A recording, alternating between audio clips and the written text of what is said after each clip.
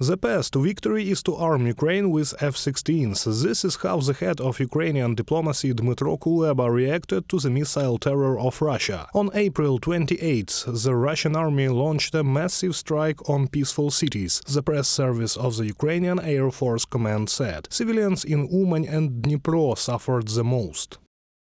Missile strikes killing innocent Ukrainians in their sleep, including a 2-year-old child, is Russia's response to all peace initiatives. The way to peace is to kick Russia out of Ukraine. The way to peace is to arm Ukraine with F-16s and protect children from Russian terror. Dmytro Kuleba, Minister of Foreign Affairs of Ukraine, on Twitter. Kyiv received from the Allies almost all the promised equipment. However, discussions on the provision of F-16 military aircraft are still ongoing, NATO Secretary General Jens Stoltenberg said. This issue will be further discussed with partners in the Ramstein format. More than 98% of the combat vehicles promised to Ukraine have already been delivered. That means over 1,550 armored vehicles, 230 tanks and other equipment, including vast amounts of ammunition. In total, we have trained and equipped more than 9 new Ukrainian armored brigades.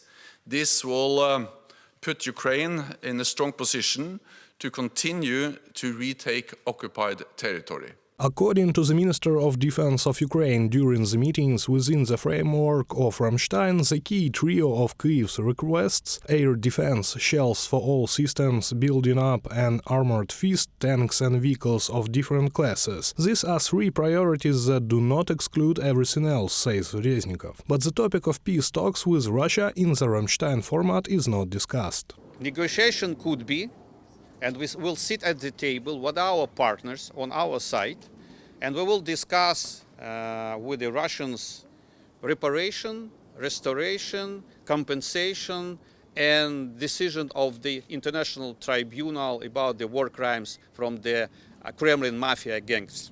Earlier, the American publication Bloomberg published information that French President Emmanuel Macron plans, together with China, to develop a peace plan that would help end Russia's war against Ukraine.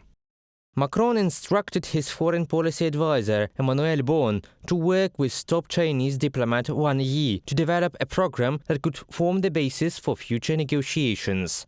An anonymous source in the publication of the American edition Bloomberg.